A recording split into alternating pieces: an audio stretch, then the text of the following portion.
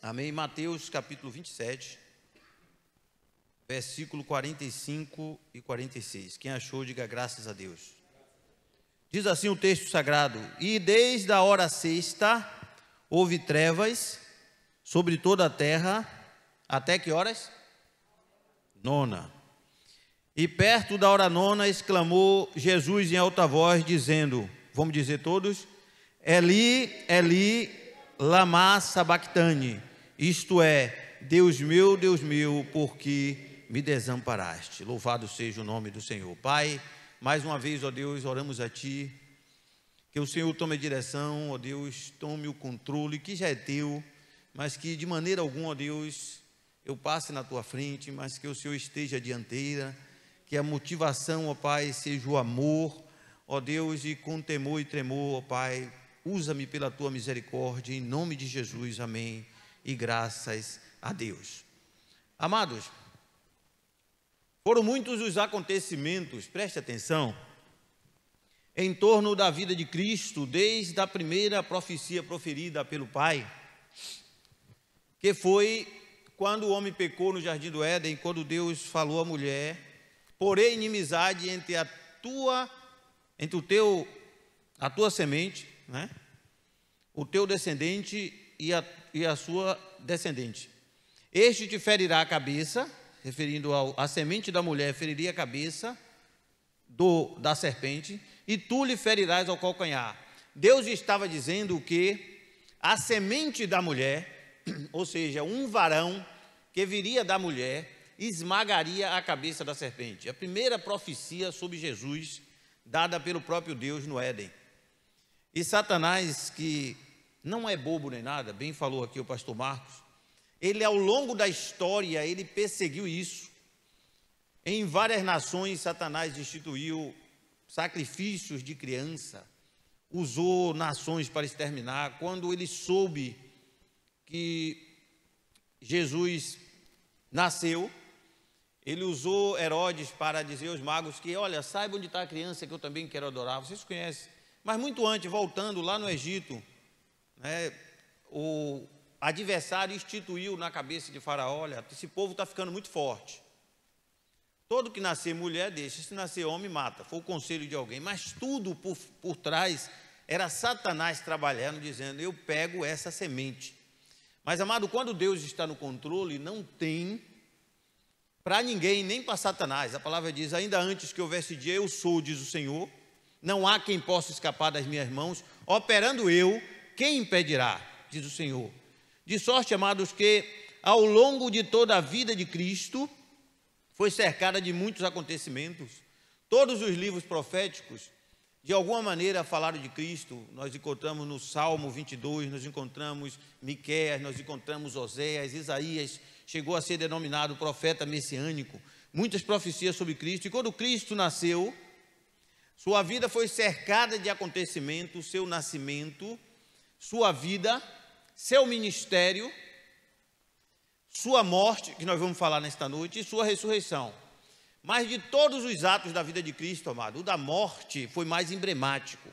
A vida de Cristo foi tão emblemática que Cristo colocou um ponto na história, e isso não foi somente porque no cenário evangélico, vamos dizer assim, gospel ou teológico, não. A história como ela é, a história secular, a história contemporânea, ela colocou que de Cristo para cá é uma nova contagem, porque Cristo, ele marcou um ponto na história que vinha até Malaquias e todos os séculos, toda a história do mundo, e o calendário hoje está em 2022, depois de Cristo.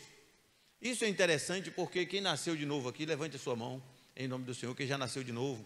Isso é uma verdade também na tua vida. Eu não quero saber quem você foi nem o que você fez.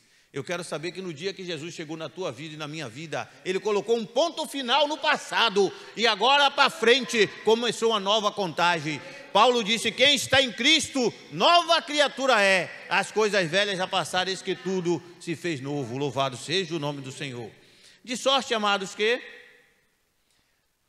Eu já preguei aqui em outra oportunidade as 7 palavras da cruz.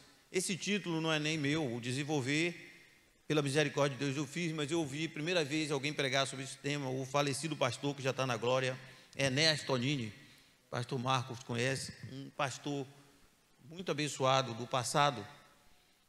Na minha infância, parte da adolescência, eu vi Enéas Tonini, minha mãe gostava muito. E ele pegou as 7 palavras da cruz, os irmãos se recordam dessas palavras, né? Pai, perdoa-lhe porque não sabe o que faz, hoje estarás comigo no paraíso. Mulher, eis aí o teu filho, quando ele passou a guarda para João, porque mesmo ele exercendo o ministério, ele não desamparou Maria. Meu Deus, por que me desamparaste? O texto que lemos aqui. Tenho sede, tudo está consumado, e Pai, em tuas mãos entrego o meu espírito. Foi as 7 palavras da cruz.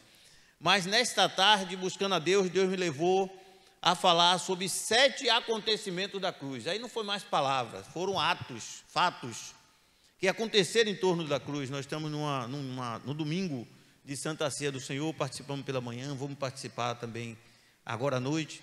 E é importante, amados, lembrarmos um pouquinho da mensagem da cruz, como diz aquele abençoado hino, né?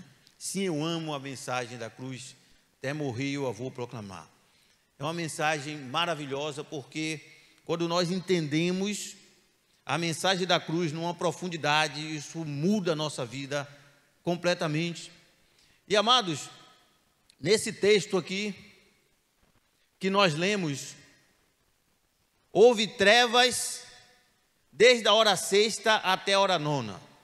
O que eu quero dizer, amado, que todos os fatos que aconteceram na cruz, e preste atenção que eu listei 7, eu teria até talvez uns 9 ou mais na cruz, mas eu deixei esses 7 para não ser prolixo. Todos os fatos que aconteceram na cruz não foram fatos isolados ou casualidade, porque Deus não trabalha com casualidade. Olhe para o irmão que está perto de você, ao alcance da sua vista, e diga a ele: Deus não trabalha com casualidade. Há até pessoas que dizem assim, é cristocidência e não coincidência. Deus está no controle da minha, da tua vida. Quem pode dizer amém? Então, amados,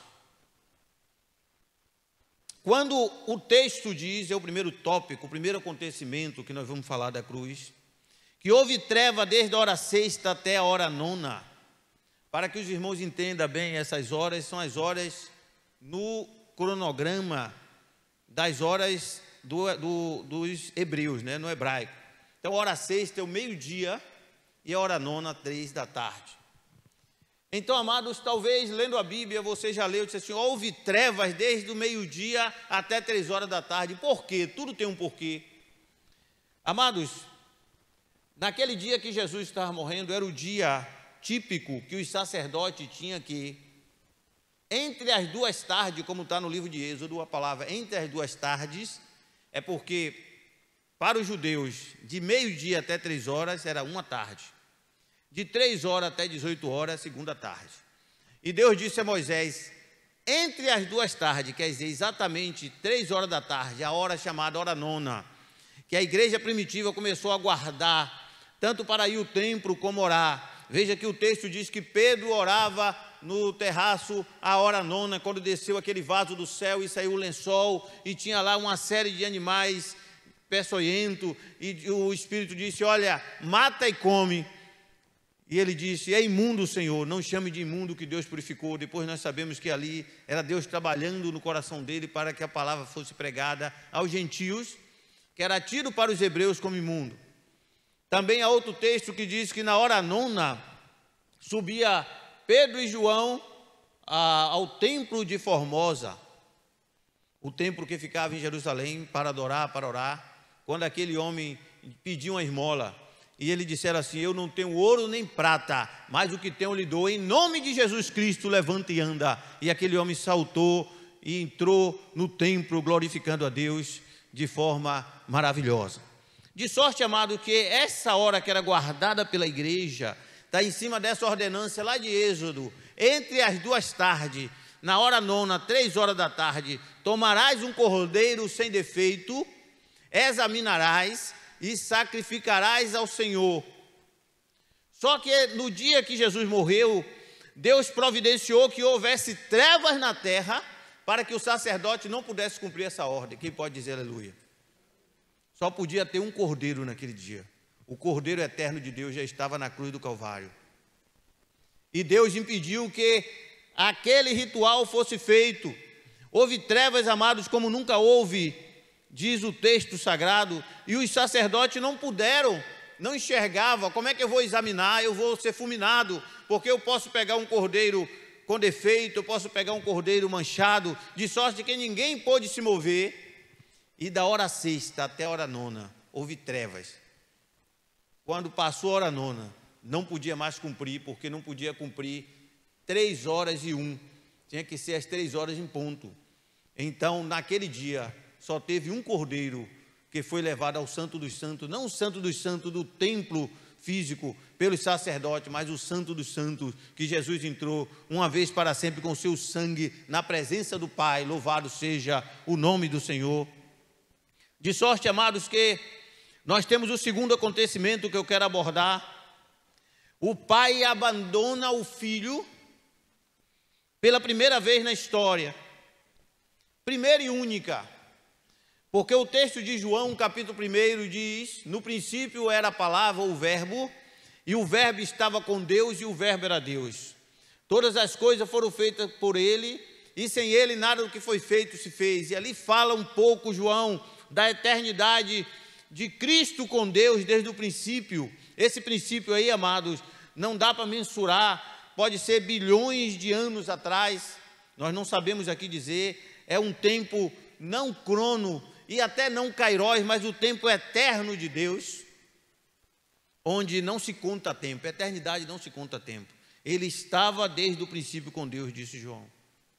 E agora na cruz do Calvário, esse mesmo texto, Jesus exclama, quando ele diz, Eli, Eli, em algumas traduções, Eloi, Eloi, lama sabachthani, Deus meu, por que me desamparaste? Ele sentiu que de alguma maneira um fato que nunca ocorreu na eternidade, o Pai se afastou. E por que isso aconteceu? Cumpriu o texto de Isaías, verdadeiramente ele levou sobre si todas as nossas dores, todas as nossas iniquidades também.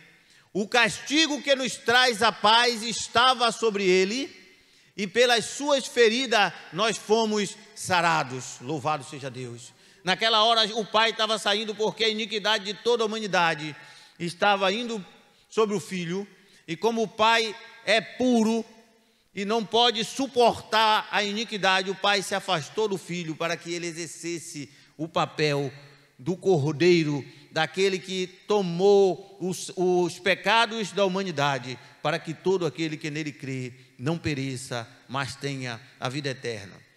O terceiro, eu estou correndo, que nós vamos falar de 7, antes de entrar na parte final da mensagem.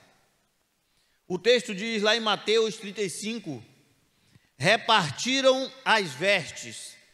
Amado, é interessante que eu tenho esse hábito e quero falar para os irmãos, eu sei que alguns irmãos já conhecem. Às vezes é bom você ler um texto em um dos evangelhos, procure aquele mesmo texto, os evangelhos sinóticos. Às vezes o texto tem nos 4, ou tem 2, tem 3, raramente só tem um. Porque isso aumenta muito a visão do texto. E na visão de João, Mateus só vai dizer, repartiram as vestes. Mas João, ele entra no mérito quando ele diz assim, no capítulo 19, verso 23, tendo, pois, o soldado crucificar a Cristo, tomaram as suas vestes e fizeram em 4 partes, uma para cada soldado. E o que isso quer dizer, amado? Será que foi um fato só assim, aí vamos partir as vestes dele por nada? Não, Deus estava no controle. Amém? Quem crê que Deus está no controle de todas as coisas, diga glória a Deus. Amados, a primeira evidência de pecado lá no Éden, quando o homem comeu do fruto que não era para comer, como o pastor aqui falou pela manhã, falando na sua mensagem em Gênesis, o homem quando comeu, a mulher já tinha comido e eles abriram os olhos, perceberam que estavam nus. O texto sagrado diz que Deus, lá em Gênesis 3:21, tomou peles de um animal e fez vestes, túnicas para eles. Então a primeira evidência do pecado foi a nudez. De sorte que Deus também estava com esse ato profetizando que um dia o Cordeiro de Deus se despiria e seria sacrificado seminu. Jesus estava só com as roupas de baixo, você pode ver até nos filmes ou nos quadros, mas aquilo está em cima das escrituras, diz assim: despiram-lhe as vestes e o crucificaram. Ele foi despido e as suas vestes foram partidas em 4, porque estava vestindo a nudez da terra, a nudez do homem. E esse 4, eu já falei aqui em outras oportunidades, os 4 pontos cardinais, norte, sul, leste e oeste. Deus estava vestindo a humanidade. Para todo aquele que nele crê, ele não está mais nu espiritual, mas ele é vestido com a veste nupcial. Por isso que na parábola lá da grande festa, da grande bodas, diz o texto que alguém adentra não tendo as vestes nupciais. E alguém pergunta: amigo, como entraste aqui? E ele emudeceu e disse: amarrai e lançai nas trevas exteriores. Porque todo crente nascido de novo, ele está espiritualmente vestido com essa veste, aleluia, nupcial, que é pelo sacrifício de Cristo, do Cordeiro de Deus na cruz do Calvário. De sorte, amados, que o Senhor estava ali vestindo a humanidade. Mas o interessante, o terceiro tópico aqui, diz: sobre a sua túnica lançaram sorte. Jesus tinha, além dos vestidos, uma túnica que era tecida, segundo o escritor, de cima para baixo, assim como o véu. O véu era tecido de cima para baixo, simboliza a justiça de Deus, algo santo que vem do alto e não de baixo. E aquela túnica não tinha costura, e eles, quando olharam para aquela peça, não rasgaram em 4 como as vestes, mas lançaram sorte, e foi para apenas um soldado. Simboliza uma aliança de Deus com o povo pela qual Deus vai exercer juízo, exercer a sua eleição. Você já sabe quem é. E tem uma história muito interessante em um livro que um autor escreveu, Og Mandino, escreveu um livro. O mesmo autor do livro O Maior Vendedor do Mundo é um autor gospel, mas escreve para o secularismo. Uma história muito linda, que essa túnica rodou e abençoou tanta gente. Eu não vou entrar no mérito, vai fugir muito da nossa mensagem. Mas, amados, em quarto, o véu do templo se rasgou. Também não foi um fato isolado. Talvez esse é o mais conhecido, você conhece bem. Por que o véu do templo se rasgou? E quando falo em véu, amado, nós conhecemos muito aqui véu de noiva. Mas o véu nada mais era do que uma cortina muito grossa, de um tecido muito grosso, que fazia a divisão entre os compartimentos do lugar santo para o lugar santíssimo. O sacerdote, para sair do lugar santo para o lugar santíssimo, ele tinha que passar além do véu. E esse véu não podia ser rasgado por mãos, era muito forte, um tecido muito forte. E na hora que Jesus estava na cruz do Calvário, como acontecimento da cruz, diz a palavra de Deus que o véu do templo se rasgou de alto a baixo, e ao rasgar, o Santo dos Santos ficou exposto. Por que aquilo aconteceu? Porque Jesus, ao verter o seu sangue, amado, eu quero citar 2 textos interessantes que harmonizam escrituristicamente com o véu se rasgar. Primeiro texto, Apocalipse 5:10, um cântico que foi cantado nos céus, ou melhor dizendo, será cantado nos céus. Na verdade, João viu na profecia de Apocalipse. Nós vamos chegar lá e vamos cantar esse cântico, vamos ver esse cântico. Digno é o Cordeiro que foi morto de receber o poder e a riqueza, glória, honra e sabedoria, porque foste morto e com seu sangue compraste para Deus homem que procede de todo povo, língua, tribo e nação, e para o nosso Deus os constituíste reis e sacerdotes. Preste atenção que na velha aliança havia o sacerdote e o sumo sacerdote, e a eles cabia o cerimonial, os sacrifícios. O sumo sacerdote entrava uma vez por ano. A coisa era tão séria, amado, que ele tinha que entrar com sinos nas suas roupas externas, com uma corda amarrada na cintura, porque se ele estivesse impuro, ele era fulminado e ninguém podia entrar para tirar o corpo. Então, quando o sino parava de bater, ele disse: olha, ele foi fulminado. A única maneira é puxar pela corda e tirar o defunto. Então, ele já entrava assim, tamanha era a reverência que se tinha. E quando Jesus morre, o véu do templo é rasgado por Deus de alto a baixo.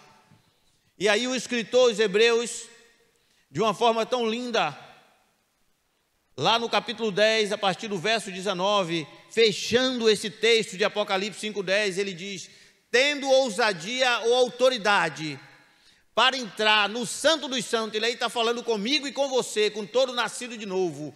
Tendo ousadia ou autoridade para entrar no Santo dos Santos pelo sangue, além do véu, retenhamos firme a confissão da esperança, pois fiel é aquele que fez a promessa.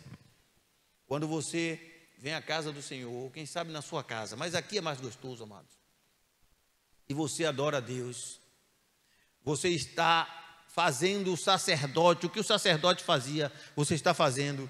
Você está entrando no Santo dos Santos pela adoração, não mais com sangue de bezerro, de touro, de bode, mas com o precioso sangue do Filho da obediência de Deus, que clama mais do que o de Abel. E você pode chegar com confiança, você não precisa ter cordas para te segurar, porque o sangue de Jesus te habilita totalmente. Você não precisa ter sinos, porque Aramachou decai, ali Deus é propício e você pode chegar com segurança ao trono da graça de Deus, para ministrar, para orar e para receber a bênção do Senhor.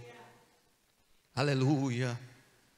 O véu que tipifica também a sua carne, o véu físico estava sendo rasgado, porque a sua carne estava sendo transpassada na cruz do Calvário pelos cravos, pela coroa e pela espada.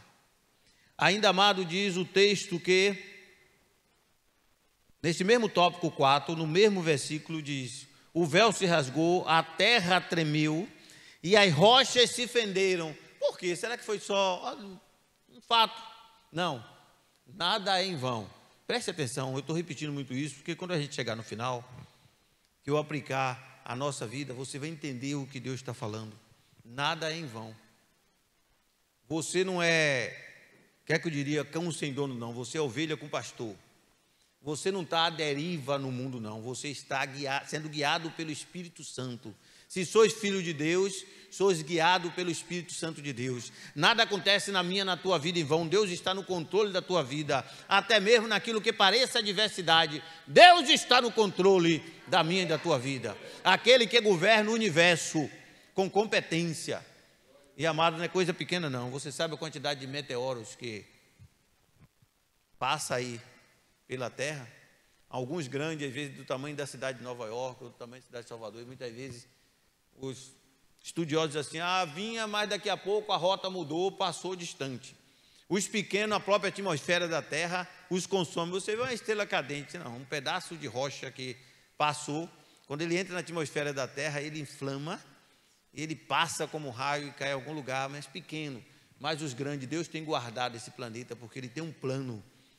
Tudo vai acontecer conforme está escrito. Quem pode dizer amém? Aquele que guarda o universo, aquele que tem o controle da história, aquele que tem o controle de todas as coisas, é o que tem o controle da minha e da tua vida. Louvado seja o nome do Senhor. Mas, amados, a terra tremeu, as rochas se fenderam.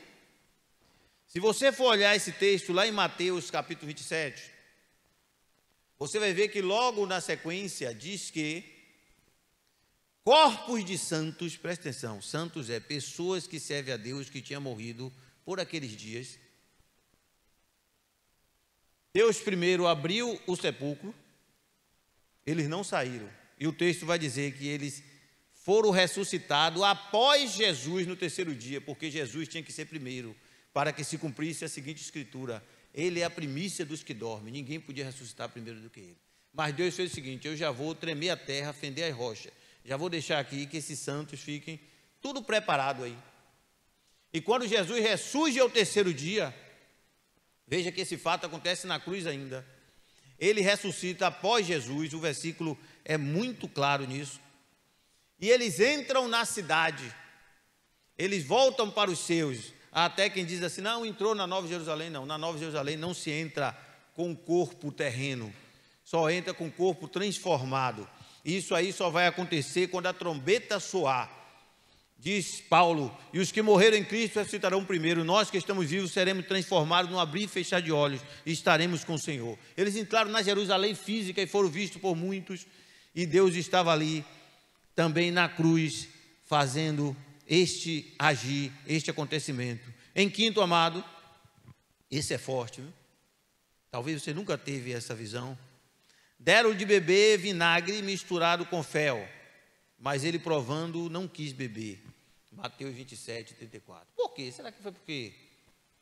Primeiro, a história já diz que era um costume dos romanos dar essa bebida aos que estavam crucificados para atenuar a dor. Então, primeiro, Jesus não quis beber porque Jesus quis sentir toda a dor por mim e por você. Ele não queria nenhum entorpecente. Por isso que o escritor, o profeta, lá no Salmo 22, ele diz, não há dor como a minha dor, nenhuma dor foi maior do que a de Cristo. Ele disse, não, eu vou sentir ela toda no meu natural. Porque se ele toma algum entorpecente, por menor que fosse, e a finalidade era essa, ele estaria anulando aquilo que o cálice que o Pai deu para ele beber. Lembra do Getsemane, que quer dizer prensa de azeite, a palavra Getsemane. Ele foi prensado. Isaías disse, a Deus agradou moê-lo, fazendo enfermar. Então em Getsemane pegava a oliveira e prensava para tirar o azeite de oliva, né? Que nós conhecemos hoje. Deus fez isso com Cristo, a Deus agradou moê-lo, ele foi moído como a oliveira de Deus para gerar o azeite, e na cruz era a continuação daquilo, por isso que ele orou em agonia, até segundo a narrativa do médico Lucas, chegou a suar gotas de sangue, porque o seu suor tornou-se em sangue. Há uma descrição médica muito linda para um ser humano chegar naquele estado, o estado de agonia é muito grande, ele orava incessantemente, se possível for, passa de mim esse cálice. Todavia não seja a minha vontade, mas a tua. Ele resistiu à sua carne e fez a vontade do Pai.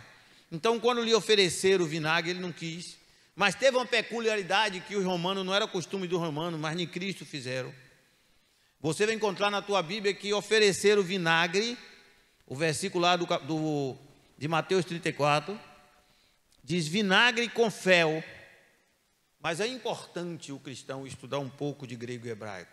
Quando você vai para o original do grego, a palavra é stoli, que quer dizer veneno. Na verdade, amado, Satanás sabia que a profecia dizia, maldito é todo aquele que morrer sob o madeiro. E que Cristo se tornou maldito. O próprio escritor diz assim, aquele que não conheceu o pecado, se fez pecado por nós, para que nós fôssemos feitos justiça de Deus. E Cristo tinha que morrer sentindo toda a dor, até a hora dele expirar e entregar seu espírito ao Pai. Mas o que é que o diabo fez? O diabo usa seus vasos em inconsciência, mas tem o diabo por trás. Pegou o vinagre, o isopo é uma espécie de esponja, uma plantinha que ela é bem absorvente. Por isso que Davi diz no Salmo 51, se via até para ungir, para espagir, purifica-me com isopo e ficarei puro, lava-me e ficarei limpo. E ele pegou isopo, embebedou no vinagre, com veneno. Aí quem traduziu para o português botou fel, mas era veneno. Porque se Jesus toma, Jesus ia morrer envenenado, e a morte dele seria uma morte envenenada e não de cruz. Olha que coisa interessante. Aí Satanás triunfaria. Não, mas ele morreu, ele tomou o veneno. Então até na cruz Satanás ainda estava tentando tirar Jesus do seu propósito. Você se lembra lá do texto de Mateus 4? Lança-te daqui abaixo, porque está escrito, aos seus anjos dará ordem a seu respeito, para tirar Jesus da morte de cruz. Tudo isso te darei se prostrado me adorar. Em tudo Satanás testou a Jesus, Jesus venceu. E na cruz não foi diferente. Ele usou esse soldado inconscientemente para colocar vinagre com veneno para que Jesus tomasse. Mas ele, ao cheirar e provar, não quis. E ali continuou, amado, vamos para o 6º tópico. Transpassaram-lhe o lado. Esse é forte também, eu já contei aqui, é maravilhoso, não era prática romana. Você pode olhar nos livros seculares da história de Roma. Roma tinha o costume de quebrar os ossos daquele que estava na cruz, para acelerar a morte. Quebrou os ossos do malfeitor que estava à direita de Cristo.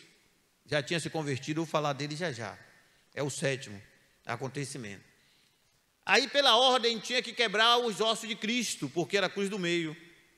Quando ele foi, preste atenção, amado, a palavra, porque a palavra de Deus é viva, quem pode dizer amém? É eficaz, mais penetrante do que qualquer espada de 2 gumes. Tem palavra de Deus sobre tua vida? Tem palavra de Deus sobre tua vida? A palavra não deixa o mal te alcançar, porque a palavra é mais forte, aleluia. A palavra é o próprio Cristo, o verbo de Deus, e quando tem palavra, tem promessa de Deus na tua vida, o mal chega, tem que olhar e ir embora. Louvado seja o nome do Senhor. Eu me lembro de uma experiência que eu passei há muito tempo, isso tem muito tempo, viu, irmão? Tu vê assim essa figura, mas não é nada novo não, sou velho. Dizia Davi, agora que eu estou velho e de cabelo branco, nada aqui na barba, não me desampare, ó Deus. Mas eu me lembro quando eu não era tão abençoado quanto hoje. Hoje eu sou mais, viu, amado? A gente vai de fé em fé, em glória e glória em Cristo. E eu andava de buzu, como muitas pessoas nessa grande cidade, e passando uma passarela dessa cidade, passarela vazia, quando eu vi realmente o malfeitor, já armado, sair de trás assim de uma curva e vinha em minha direção, era coisa assim de uns 10 metros, para trás tinha muito espaço, não dava para voltar nem correndo, ele ia me alcançar, e ele já saiu rápido. Eu disse assim, Jesus, você sabe o que aconteceu? Ele chegou perto de mim e não me enxergou. Ficou assim, né? Ou seja, eu vi ao saltar alguém aqui, cadê? A palavra, amado. A palavra está junto de ti, na tua boca, no teu coração. A palavra da fé que pregamos. O tempo passou, eu me casei com a morena mais linda do mundo. Trabalhava eu lá, meu escritório era no edifício Cervantes, aquele prédio onde fica a Caixa Econômica até hoje, lá do comércio. Saímos de lá um dia, 10 horas da noite. Naquele tempo não tinha negócio de... É tempo, viu? Vocês que é jovem hoje com o celular na mão. Não tinha negócio de Pix, não existia Pix. Acho que nem transferência era tão fácil. Tinha que fazer transferência indo no banco. Não tinha transferência, não tinha celular, não existia celular, só para você saber. Ladrão naquele tempo roubava só dinheiro. Ninguém tinha celular, não. Telefone era discado. Bota o dedo, conhece? Vai até o fundo. Aí vê se errava, começa tudo de novo. Estevão está dando risada, né?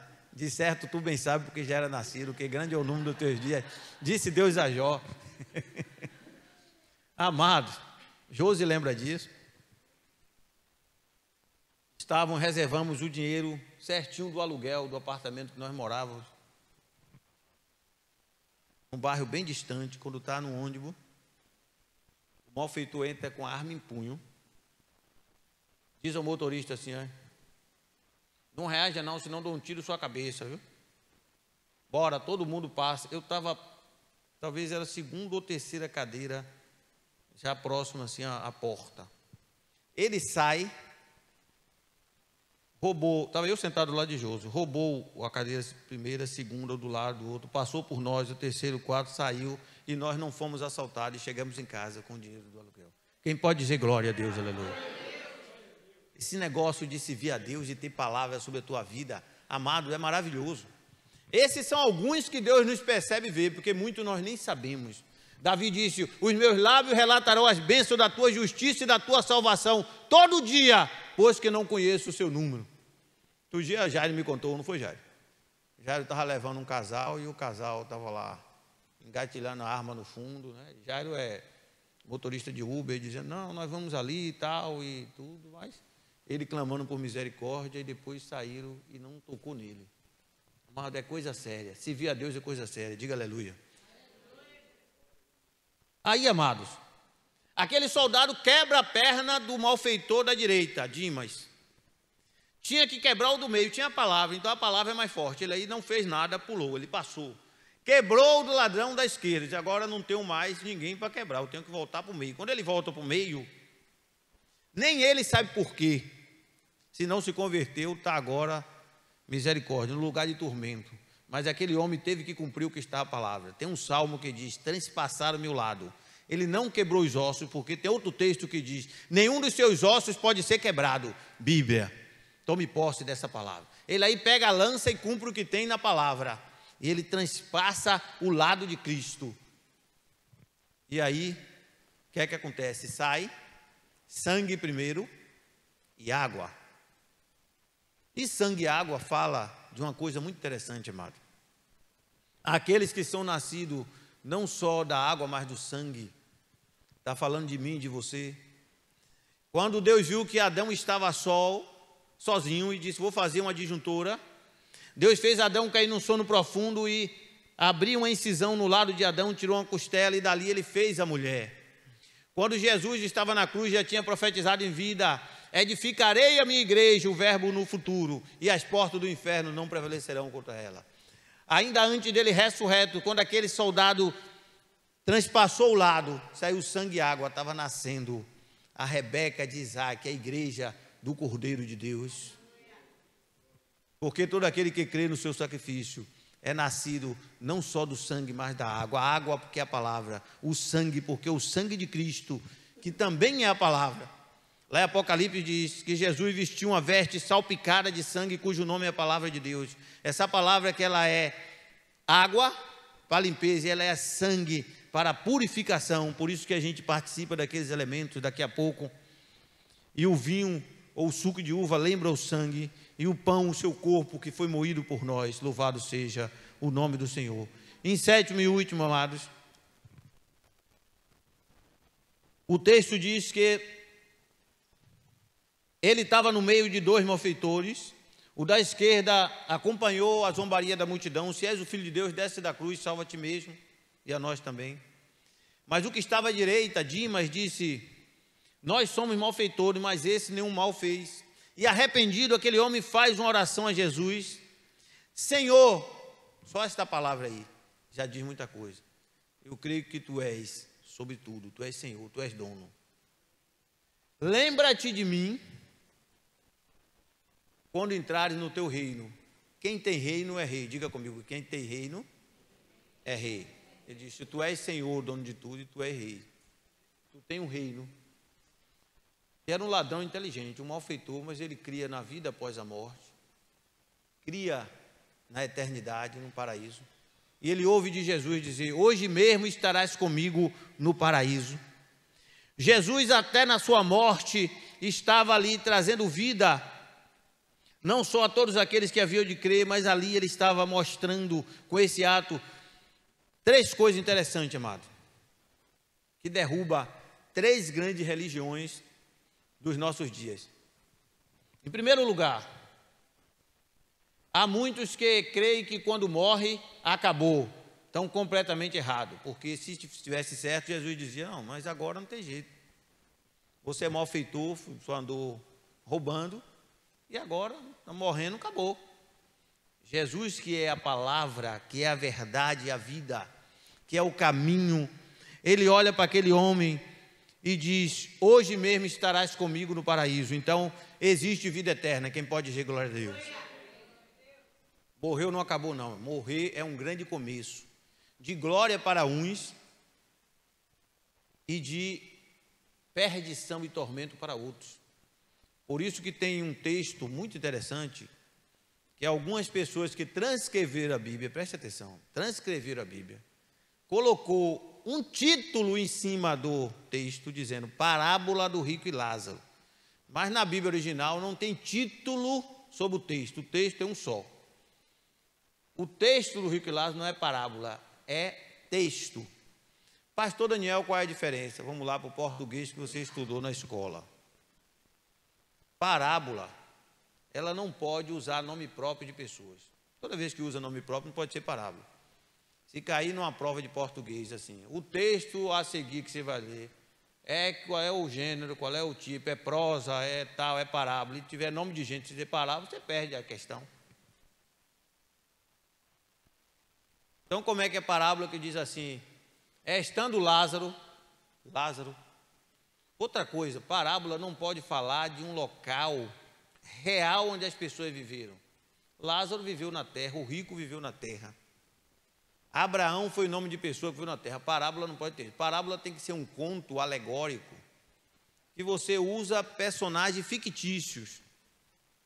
Então você pode ver que tem várias parábolas na Bíblia e vai seguir essa linha. Quando você usa nome próprio de pessoas, lugares próprios, tem outras características. Eu não vou ficar aqui dando aula de português, todo mundo é formado, bem formado. Mas, amados, às vezes a gente não lembra. Mas por isso que vir para a igreja é bom, né, Marcão? Que Jesus vai usando os vasos e a gente vai aprendendo de tudo quanto é jeito. Então veja bem. Morreu Lázaro, pessoa real na terra, não é parábola. Foi sepultado. Morreu o rico, foi sepultado.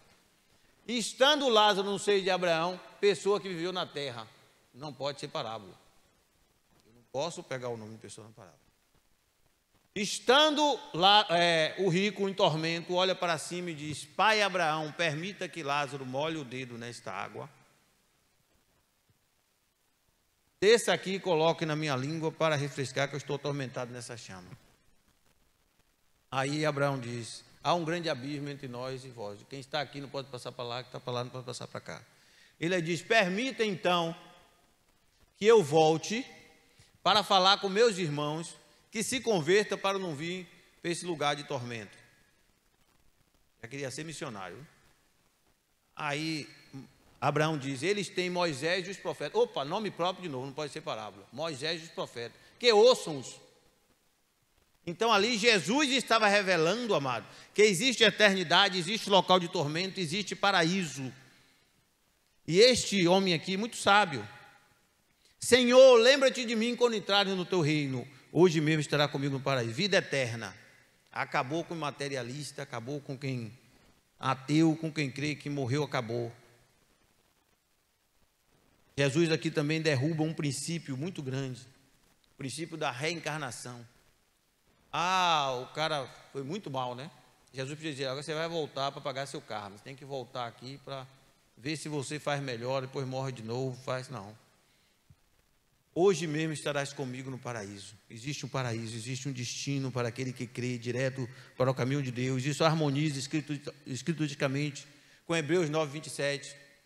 Depois da morte segue-se o juízo, louvado seja o nome do Senhor. Existe um local que Jesus preparou, um paraíso. E existe a salvação pela fé em Cristo. Aqui está derrubando o sofisma, porque a salvação é substituição. O justo da cruz do meio estava morrendo, aquele homem nenhum mal fez. Aquele homem, pastor Marco, nunca visitou a igreja. Aquele homem nunca ofertou, nunca dizimou, nunca levou uma cesta básica para ninguém. Chegou no paraíso primeiro, antes de mim e de você. Mas um dia eu vou chegar lá e vou dizer: rapaz, tu é sortudo, viu? Segundo o Flávio José, era a hora 1/10. Jesus estava pertinho de expirar. E aquele homem fez oração e ouviu do Senhor: hoje mesmo, hoje ainda, estarás comigo no paraíso. Louvado seja o nome do Senhor. Amados, vou entrar na parte final. Podemos notar que nenhum desses acontecimentos foram em vão, todos eles tinham uma razão. E o Espírito manda te dizer nesta noite que assim como foi em Cristo, é na minha e na tua vida. Quem pode dizer aleluia? Diga a pessoa à tua direita e à tua esquerda: assim como foi em Cristo, é na minha e na tua vida. O que é que o Espírito está dizendo, amados? Nenhuma das coisas que acontecem na tua vida, eu não sei como você chegou aqui hoje, se você está triste, está alegre, se você passou por adversidade ou não, seja boa, mais ou menos, ou ruim, nada que aconteceu foi em vão. Deus está no controle e tem um propósito. Louvado seja o nome do Senhor. Por isso que a palavra diz em Romanos 8, 28: e sabemos que todas as coisas contribuem juntamente para o bem daqueles que amam a Deus, daqueles que são chamados pelo teu propósito. Você ama a Deus? Levante a mão. Você foi chamado pelo propósito de Deus? Eu já contei aqui, estou me lembrando. O Banco Itaú negativou meu nome erradamente. durante a parte final da pandemia, permitiu que alguém numa cidade de interior de Minas Gerais pegasse meu nome. Eu sou cliente da Claro há mais de 17 anos. O cara era representante da Claro em Minas Gerais. E a Claro, como outras operadoras, tem uma forma, né? Toda vez que você vai lá, ano em ano, trocar o aparelho, pegar um bônus, já me dê seu RG, aí pega a habilitação, tira a cópia, mas eu não dou todo ano, não, mas é o procedimento. Bota no sistema. O cara pegou lá no interior de Minas, pegou minha carteira, foi no banco e me colocou como fiador de 2 empréstimos dele. Um de 5 mil alguma coisa, outro de 10 mil alguma coisa. Dava um total de 15 mil e tanto.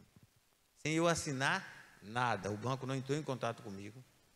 Não sei se ele era amigo do gerente ou deu algum mimo ao gerente, né? Quem sabe deu um aparelho de última geração, o gerente ficou encantado. Eu não sei, no mundo é assim. Mas a palavra diz assim, que o nosso Deus é especialista em transformar a maldição em bênção. Quem pode dizer aleluia? Onde é que está esse texto, pastor Daniel? Diz que quando Israel subiu do Egito, os amonitas e moabitas não foram a ele com pão e água, mas assalariou Balaão para os amaldiçoar. Aí o escritor diz assim: contudo, o livro de Números, o Senhor converteu maldição em bênção. Quem crê que o Senhor está convertendo maldição em bênção na tua vida nesta noite, diga aleluia. Aí eu tenho um convênio com o Serasa, recebo assim: seu nome está negativado. Negativado. Quando vou olhar, Banco Itaú, quando vou olhar Banco Itaú, não, você tem aqui, eu nunca fui nessa cidade. Eu nunca fui nem em Belo Horizonte, quanto mais no interior de Minas. Não me lembro o nome da cidade agora. Nunca fui nessa cidade. Aí mexe, vira, tira, não tira, passou nada. Dei toda a chance, não deu. Eu chamei um advogado que é cliente meu, disse: essa situação aqui, já falei. Ele disse: cadê você? Mas aqui, eu tenho mais de 5 e-mails. Disseram que iam ver, não tira, tudo bem, pegou, abriu o processo, todo digital, o processo correu rápido. No dia da audiência, eu estava na minha casa, por videoconferência, a juíza, videoconferência, meu advogado deu lugar, videoconferência, o advogado, tudo hoje é assim, né? O mundo moderno, né? A tecnologia,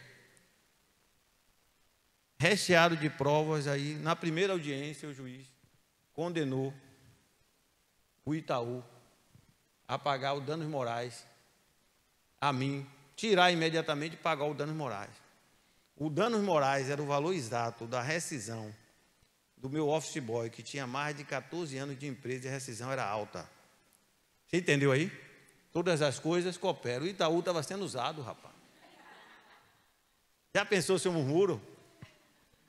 Amados, precisamos aprender do Senhor.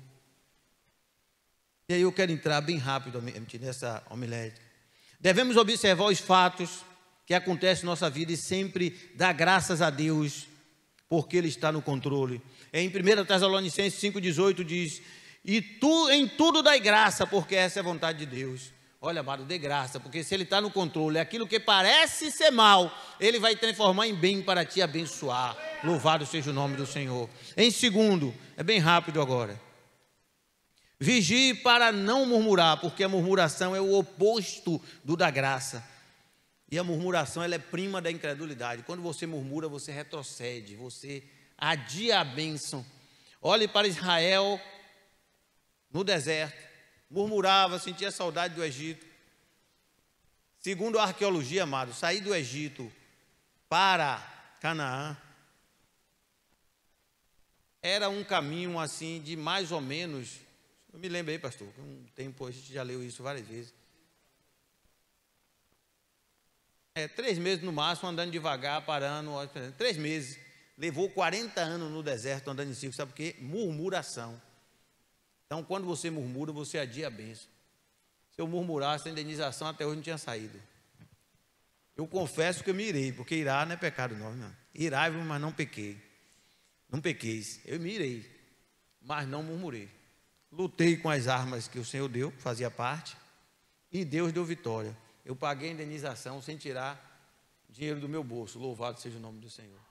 Porque com a pandemia, todo mundo começou a receber os documentos por e-mail e não precisa mais de office boy. Ele só vai lá de vez em quando a gente tem uma coisa assim, chama ele Vem aqui, aí paga só aquele serviço, mas não tem mais aquele contrato vitalício, né? Que ele tinha lá com o seletista. Então, todas as coisas cooperam, amado. Então, em terceiro, entenda que toda ação de Deus em nossa vida existe um propósito, não só para nos abençoar, mas para abençoar outros. Preste atenção que Jesus foi exaltado acima de todas as coisas, porque sofreu. Mas o seu sofrimento estava abençoando toda a humanidade. Muitas vezes Deus usa você para abençoar outro. Deus usa a mim. E nós temos que entender, olha, parece difícil, mas é Deus no controle. Há uma palavra do salmista, se não me falha a memória, Asaf, ele diz assim: foi bom eu ter sido afligido, até ser afligido é bom, para eu contemplar a tua lei. Às vezes é bom, amado, Deus nos chama a atenção, aperta um parafuso para nós voltarmos para a palavra. Tem muito crente aí, eu vi a irmã Lígia aqui orando, cadê a irmã Lígia? Está aqui.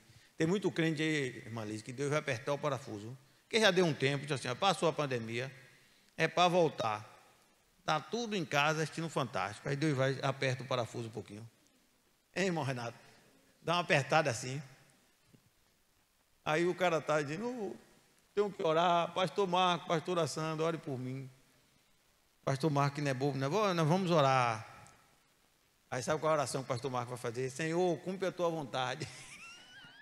Essa é boa. Para não orar, deixa Deus trabalhar. Deixa Deus amassar o vaso para fazer um forte, amassar o barro para fazer um forte vaso. Tinha um corinho do tempo da irmã Josi, né?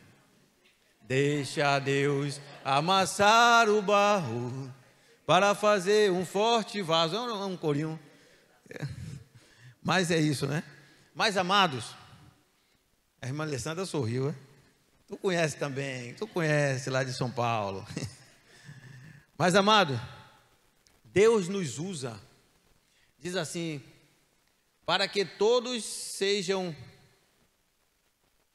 deixa eu me lembrar o texto, para que todos sejam alcançados pela obediência, quando for cumprido em ti a obediência. Esse versículo é muito maravilhoso. Quando é cumprida a nossa obediência, outros são alcançados pela obediência. Ou seja, Deus quer nos usar como exemplo. A Bíblia chama de astros no mundo brilhando. Como você vê a lua, o sol, as estrelas, nós no mundo de trevas, nós somos como astros. Ele tem que olhar e dizer, olha, eu quero ser como aquele ali. Aquele é você que está brilhando. Louvado seja o nome do Senhor. Em quarto e último, amado, para nós encerrarmos. Passe pela prova, olhando para Jesus. Ele é o modelo. O escritor aos Hebreus diz assim, olhando firmemente para Jesus, autor e consumador da fé. Aí ele fecha com chave de ouro. O qual, pelo gozo que ele estava proposto, ele está nesse gozo agora. Ele recebeu um nome que está acima de todo nome. Ao nome de Jesus, há de se dobrar todo joelho que está no céu, na terra e embaixo da terra. E toda língua vai confessar que Jesus Cristo é o Senhor para a glória de Deus Pai. Mas Ele fez por merecer. O qual, pelo gozo que lhe estava proposto, suportou a cruz. Ele foi à cruz. Nós vamos tomar do pão e do vinho agora. Desprezou a afronta. Imagine você na cruz. Sabe quanto tempo levou? Pergunte isso ao teu irmão próximo a você. Você sabe quanto tempo Jesus levou na cruz?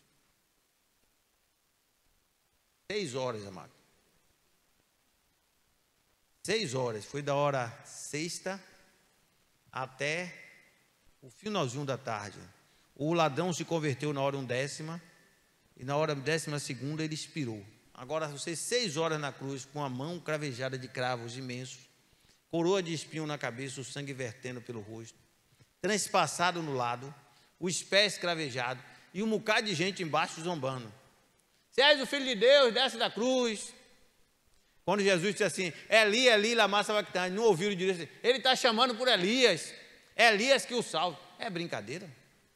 Por muito menos, a gente às vezes não suporta, né? Me lembro uma história, eu vou fechar com essa história. Teve um grande rabo lá, aqui da cidade de Salvador. Quem é de direito aqui sabe o que é rábula. Rábula é aquele advogado que não é formado, mas advoga porque tem conhecimento. Isso era permitido na legislação passada. Ainda tem a sinalização. Na comarca que não tiver um advogado, um rábula pode defender um cidadão. O maior rábula dessa cidade recebeu até um bairro em sua homenagem, Cosme de Farias. E Cosme de Farias foi chamado advogado dos pobres. E ele era muito assim engenhoso nas suas defesas. E uns jovens que passavam às vezes para as escolas, ficavam abusando o maluco que tinha numa casa, ficava assim numa grade e passava abusando o maluco todo dia. E um dia o maluco pegou um projeto, uma coisa que podia ser jogada. E na hora que o menino passou, abusou, jogou, passou pela grade, pegou na cabeça de um menino, aí sangrou, aí foi aquele negócio. O pai era alguma coisa, aí aciona. Não pode ter um maluco, tem que levar para o Juliano Moreira e tal. Aí a família muito pobre disse, olha, Cosme de Faria vai defender. Isso é uma história baiana. Aí Cosme de Faria pegou a causa. E aí quando chegou no dia da audiência, o advogado lá da família, né, bem avantajado, falou um absurdo, a vida e sociedade e tal. Quando passou para a defesa, Cosme de Faria chegou e dizia, seu juiz... Aí o juiz, pode dizer, demorava um pouquinho, seu juiz, e não dizia.